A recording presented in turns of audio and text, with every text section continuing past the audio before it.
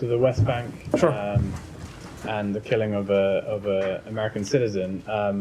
Could you tell us a bit more after the statement was put out on Friday?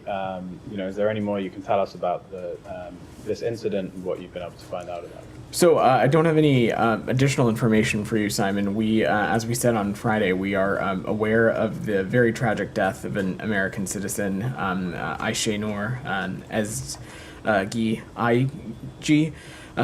in the West Bank, and we offer our deepest condolences to her family and her loved ones. We have urged a swift, thorough, and transparent investigation and are urgently working to get more information as possible as it relates to the circumstances of her death. We have no higher priority than the safety and security of American citizens, especially those that are abroad. Our understanding is that our partners in Israel are looking into the circumstances of what happened, and we expect them to make their findings public, and expect that whatever those findings are, expect them to be thorough and transparent. But I don't have any additional information around the circumstances beyond that, Simon. You said you're urgently working to get more information. What does that involve? Who are you talking to? So obviously having conversations with partners in the Israeli government, and as well as the deceased individual's family. But I don't have any, I didn't say that to mean that there is some sort of separate American investigation or anything like that. We are simply just trying to gather some more information and understand that there is a sort of formal process that we expect our partners in Israel to announce their findings of. Why wouldn't there be an American investigation into the killing of an American? So that process would not live at the State Department, should there be one. Of course, when American citizens are killed, especially abroad, that is something that would happen at the Department of Justice. I'm certainly not going to speak to that process or speak for another agency. We have focused our efforts on providing appropriate consular services for this individual's family and supporting them in that process, while also working with our partners in Israel to try to get any additional information that we can as it relates to what transpired. And we're hoping that it can be made public as soon as possible. A lot of people looking at this incident have pointed out what seems to be a double standard or a different treatment of this death, death of an American citizen at the hands of Israeli forces, to other incidents where Americans have been killed in the conflicts in the Middle East or injured. Obviously there are different circumstances, but the president in relation to an attack by Iranian proxies earlier this year said, if you harm an American, we will respond. Does that apply in this case, or are we talking about a different standard? Well, it's clear to anybody, Simon, that what the president was talking about in that context was a terrorist attack or a direct attack from a state or non-state actor that intentionally was conducted to put Americans or American citizens in harm's way. And of course, when it comes to the protection of our citizens and our personnel, and if they are targeted, we of course will take appropriate action. As it relates to the events on Friday, we are still gathering information as it relates to what transpired, what happened, and as tragic as it is, and it is tragic anytime anybody loses their life, any civilian loses their life.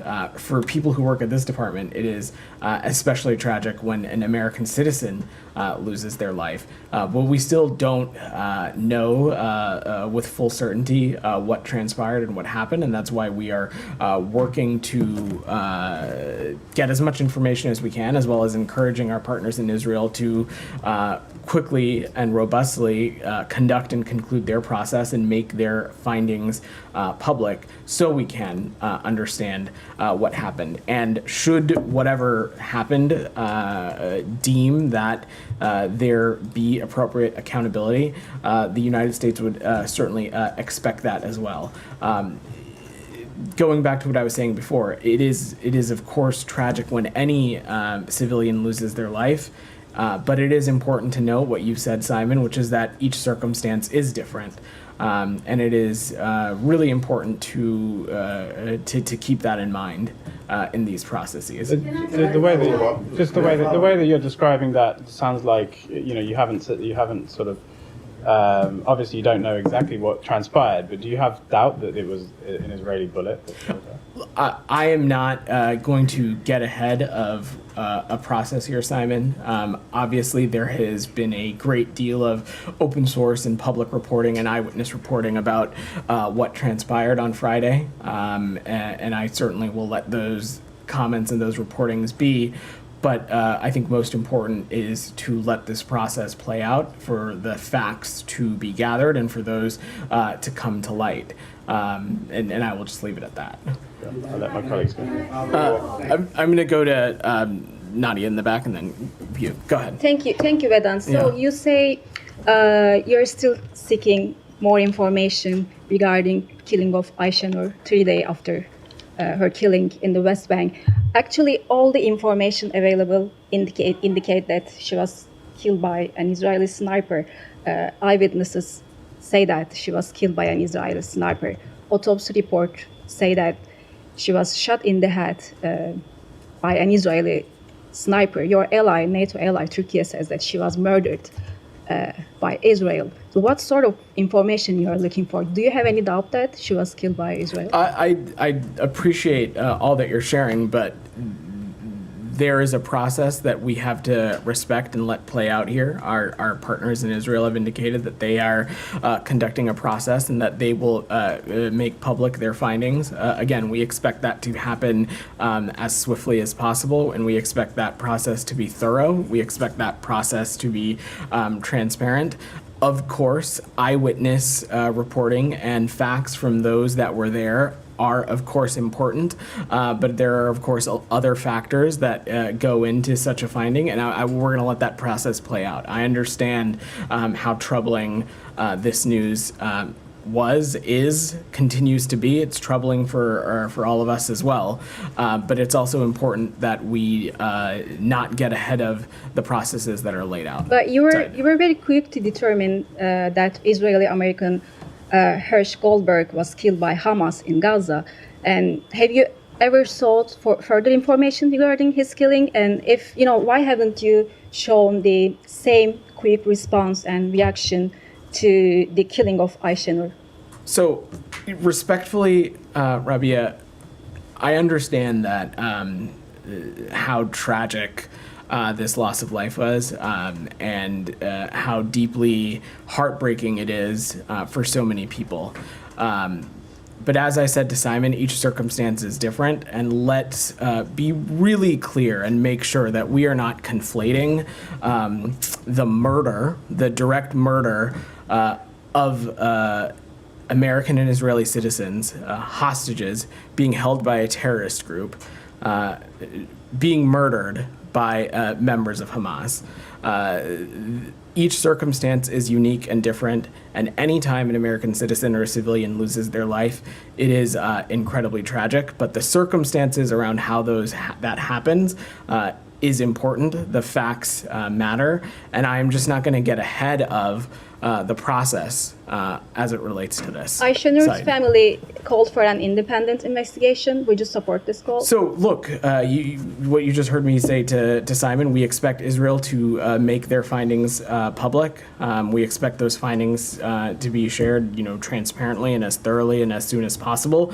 Beyond that, I'm just not going to get ahead of what those findings determine, and should those require any additional steps needing to be taken. Said, go ahead. Thank you, Vedant. Yeah. Do you actually condemn the actual act of killing an American citizen protesting, the aggression of, let's say, the Israeli occupation army? Do you condemn the act of the killing itself? Do you condemn that act? Let's just be very clear. Of course, we would condemn the death the death of any American citizen is heartbreaking. But let's be just very precise and clear that I am not going to speculate on what transpired on Friday, as those facts and those processes are still being determined and adjudicated, and we're going to let that process play out. It is troubling, it is tragic, and it's certainly there is a responsibility here to share as much information as possible, so that Miss Eygi's family has the most appropriate accounting of what exactly transpired and what happened here. But Saeed, there is a process, and I'm just not going to get ahead of that. And I will, I'm not going to speak on behalf of our partners in Israel. So you actually condemn the act of the killing, of the murder of an American citizen? Of course, Saeed. The murder of any American citizen we would take issue with. Oh, okay. So let me just follow up. In Beta, there are protests in Beta every day. And in fact, 14 have been killed in the last maybe 12 months or so in Beta. It's a very peaceful protest. There's never any stones thrown out and so on. There are actual eyewitnesses that saw exactly what happened. So do you suspect that maybe there's some entity or some other person that have fired the shot other than an Israeli soldier? Zaid, I think you and other colleagues, of course, this is your briefing. You can ask as many questions as you would like. You can ask the same questions as many times if you would like. That's not going to change my answer, which is that, one, around the specifics of what transpired, important work is continuing to being done to ascertain what exactly happened, and we are going to let that process play out. As I've said, as it relates to making those findings public, we expect that to happen as soon as possible. We expect that process to be thorough, transparent, and it to be as robust as it can be. But beyond that, I'm just not going to speculate from up here what happened or why or any of the reasoning side. As I said to Rabia, eyewitness accounts are, of course, helpful, key, informative to all of this, but there is a process in place, and we will let that process play out. So would you rely on the eyewitness accounts, or you just rely on the Israeli? I am not going to speak to the process, Said. That's fine. I just want to take. And again, I just want to reiterate again that we are working closely to ascertain the facts, but there is not a State Department led investigation that is going on as it relates to this. Because the record, Vedant, is really quite abysmal, and when it comes to Israel investigating itself on the killing of Americans. I mean, I can take you back to March 16, 2003, when Rachel Corrie, a Jewish American, was killed by a bulldozer, in plain sight of everybody, and the Israelis only came back with an answer in 2012, and it was just like nothing there answer kind of a thing. And we saw this happen with Omar Assad. We saw this happen with Shireen Abu Akleh when it was killed. And you guys came out on July 4th, 2022 on a holiday, and you said that the intention was not there. So what guarantee do we have that this particular investigation that saw the murder of a 26-year-old American, Aysenur Eygi, so we saw her murder. Everybody, there are a lot of accounts and so on. What guarantee do you have that this will be carried out, the investigation will be carried out thoroughly, fairly, transparently, and would lead to the proper result as far as you're concerned? Said, I'm not going to color any of these findings until we see them. So I will just leave it at that, and not going to get ahead of the process here. So do we have? I mean, I'm sorry, but let me just. Do we have any evidence from the past that Israel actually comes through on these investigations? I will let the IDF and the Israeli government speak to their own accountability processes. I'm not going to get into that, but at every possible measure we reiterate the reminder that civilian death need to be minimized, not just in Gaza, Right. but also when actions are being conducted in the West Bank, that it is critical and vital to peace and stability in the region, taking that moral and strategic imperative. My last thing on this, I mean, when it comes to the Israeli killing of Americans, Americans that are being killed by Israel and their families, they feel that these Americans are the children of a lesser God because Israel is committing the crime, Israel is committing the murder. Is that true? It's not. Look, It's not true. Saeed, I'm not sure I fully understand your I question. mean, they are less American than, let's say, when Israel commits, it is really the identity of the killer rather than the identity of the killed, so to speak. So, again, I'm not sure I fully comprehend what you're asking, but let me just be pretty clear about this. In this context, in any context, to this government, to this State Department, an American citizen is an American citizen. A blue passport holder is a blue passport holder. Whether they are a Palestinian American citizen, a Turkish American citizen, an Israeli American citizen, the front part of that that nomenclature is not nearly as important to us as the second half, and the fact that an American citizen is an American citizen, and we take this and we take the safety and security of American citizens incredibly seriously. It is. We spend a lot of time up here talking about foreign policy priorities and national security and our hopes for the world when it comes to foreign policy priorities. But I will tell you that for Secretary Blinken, for President Biden, there is nothing more important than the safety and security of American citizens. So Israel gives no exceptionalism. Go ahead, Premm. Thank you, Vedant. Yeah. You said you look for more information from an independent Israeli investigation. That's been the same U.S. posture for Hindujab, who was killed 224 days ago. To Ravi's question, how can Aysenur's family take an investigation seriously if it's conducted by the perpetrator, and, moreover, if they've continued delayed and reportedly lied to the U.S. about their investigation into Hindujab? Well, that is exactly why we have called and have continued to call for these processes to be as swift and as thorough as possible, and we have that same expectation here as well, and we'll continue to press. It's been 224 days since Hindujab was killed, and in the same instance, for example, we've seen open source reporting, eyewitness accounts that evidently show a potential human rights violation. You say, you're pushing for a swift investigation. If that's the same posture with this, when can Americans expect a conclusion? Any American can expect that this administration and this government will do everything we can to ascertain and gather whatever information is required. And I'm going to let that process play out. Israel? I don't have any policy announcements to make, Premm, but we will continue to raise this directly with our partners in Israel, and that work has been ongoing. Okay, wait, one more question. Go ahead. Sorry, thank you very much. Thank you, colleagues. To Saeed's question, the U.S. says it demands respect for press colleagues. Then Israeli forces kill our colleague Shireen Abu Akleh and scores of Palestinian journalists. The U.S. says it supports aid workers. Then Israeli forces kill American Jacob Flickinger and plenty of other aid workers, including Palestinians. The U.S. says it condemns illegal settlement activity, and then Israeli forces kill Aysenur Eygi, Rachel Corrie, and scores of Palestinians subject to settler violence. Another New Jersey teacher last month was shot by Israeli forces as he did the same thing Aysenur was doing.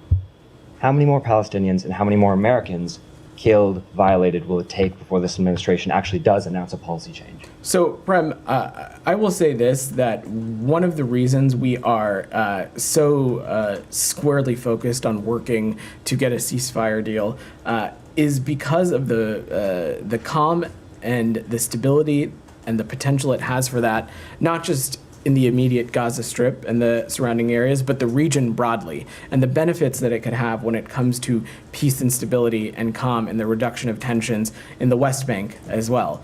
Certainly, the death of any journalist, aid worker, civilian, whether they're an American citizen or not, is heartbreaking. And it is there are no words. There are no words for the pain that it brings, especially for these individuals' families. But we will continue to stress directly to all that there is a moral and strategic imperative to minimize the impacts on civilians, and we will continue to press on that as aggressively as we need to. Go ahead. You had your hand up. I want to stay in the West Bank, but I will go to the current escalation there. Yep. And today, the Israeli finance minister put a tweet on X, if that expression is correct now, but he said literally that it's the mission of his life is to create reality on the ground to block any future Palestinian state. So, I mean, what he means about two-state solution, he want to kill it. And during the latest security operations, Israeli security operations in Jenin and then in Nablus, it was accompanied and in parallel by settlers' violence, seizing of land, etc. And I looked through my emails this morning to see if there is any response from the State Department regarding Smotrich, and I didn't find any. Are you okay with his statements? Certainly not. Look, that is the kind of rhetoric we would take issue with because a two-state solution and the work being done to get there is so vital to our approach to the Middle East and what we hope to see for the region. Our focus, however, is on the policies and on engaging with this government, this government in its totality, not just one-off colorful characters who might make up certain sectors of this government.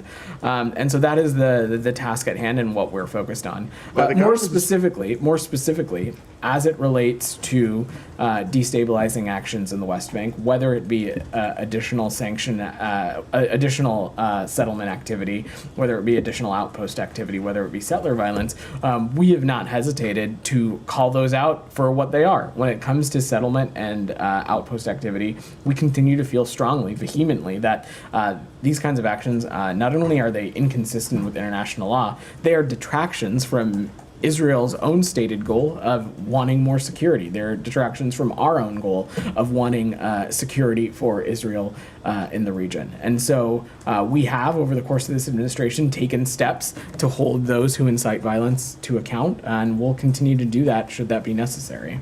I mean, I assume that you refer to the visa restrictions and visa blocking for some of the settlers, but this was regarding violence. I'm talking about land seizure here. I mean, it's been going on for decades now. You calling it out doesn't seem to stop it, and you're blocking anybody else from taking any action toward that, whether it's the UN Security Council or any other countries. So do you see that you are, by not doing anything except calling it out, you're allowing it? I would absolutely take issue with that characterization.